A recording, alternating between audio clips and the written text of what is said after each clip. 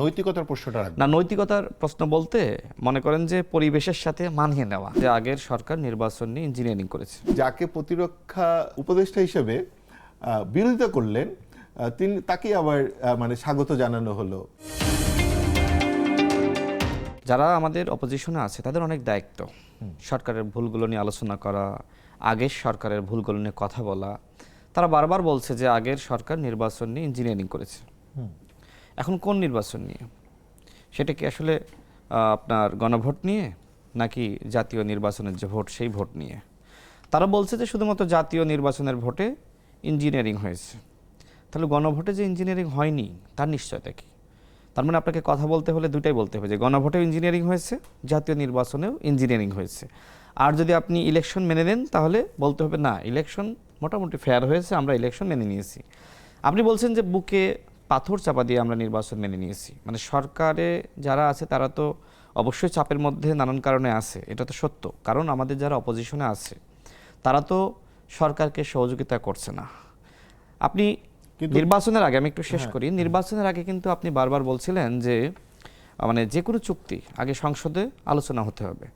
অন্তর্বর্তীকালীন সরকারের সময়ে যেগুলো আসলে বৈদেশিক চুক্তি হয়েছে সেই ব্যাপারে বিএনপি সোচ্চার ছিল, নিশ্চয় আপনি খেয়াল করেছেন। আমরাও প্রতিবাদ জানিয়েছি। এনসিপি আমাদের মতন এতটা প্রতিবাদ জানায়নি, কারণ এনসিপির সাথে সরকারের এক ধরনের ঘনিষ্ঠতা ছিল। যারা উপদেষ্টারা ছিল তারা তো এনসিপির উপদেষ্টা ছিল, পরবর্তীতে এনসিপিতে যুক্ত হয়েছে না।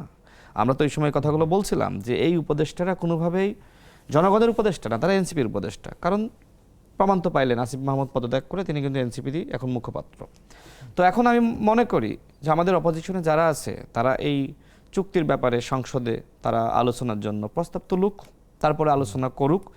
এক্ষেত্রে যেটি হবে যে সরকারি দলে যারা আছে তারা এইটা নিয়ে আসলে আলোচনা করার সুযোগটা পাবে।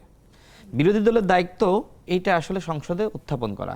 এখন একটা সরকার যে সময় থাকে বা একটা দল ক্ষমতায় থাকে, নানান কারণে কিন্তু সেই দল অনেক দেশ মনক্ষুণ্ণ হবে, সেই বিষয়গুলোতে তারা অগ্রসর হতে পারে না।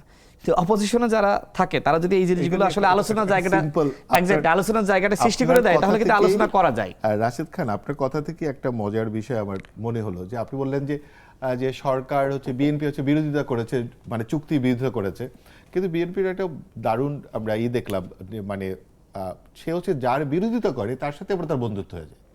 পলিটিক্সে আসলে ওই যে একটা কথা, মানে যিনি হচ্ছে ধরেন মানে যাকে প্রতিরক্ষা মানে উপদেষ্টা হিসেবে বিরোধিতা করলেন তিনি তাকে আবার মানে স্বাগত জানানো হলো, তাই না? দেখেন এটা তো আসলে আপনার অন্যান্য দলের ক্ষেত্রে হয়। যেমন এনসিপির যারা আছে তারা একসময় বলেছিল যে এই উপদেষ্টাদের সাথে আমাদের সম্পর্ক নাই, এমনকি বৈষম্য বিরোধী, আমি একটু শেষ করি, তারা বলেছিল যে বৈষম্য বিরোধী ছাত্র আন্দোলনের সাথে আমাদের সম্পর্ক নাই আমাদের পার্টি। পরে দেখেন যে তারা কিন্তু এই বৈষম্য বিরোধী ছাত্র আন্দোলনের নেতারা পার্টিতে যুক্ত হলো, এই জন্য তারা বিশাল করে কিন্তু প্রোগ্রাম করলো, এবং উপদেষ্টা যিনি সেখানে যুক্ত হলেন সেটাকে কেন্দ্র করে বিশাল প্রোগ্রাম করলেন। অর্থাৎ বাংলাদেশের যে পলিটিক্যাল বাস্তবতা, এইটা আগে আপনাকে স্বীকার করতে হবে। নানান কারণে আসলে অনেক সময় আমি 2 মাস আগে যে কথা বলেছি আমি এইটা এখন আর বজায় রাখতে পারতেছি না, এটা বাংলাদেশের বাস্তবতা হয়ে থাকে। রাখবো না রাজনীতিতে, জি নৈতিকতার প্রশ্নটা রাখবো না, নৈতিকতার প্রশ্ন বলতে মনে করেন যে পরিবেশের সাথে মানিয়ে নেওয়া, এটা বাংলাদেশের একটা বাস্তবতা।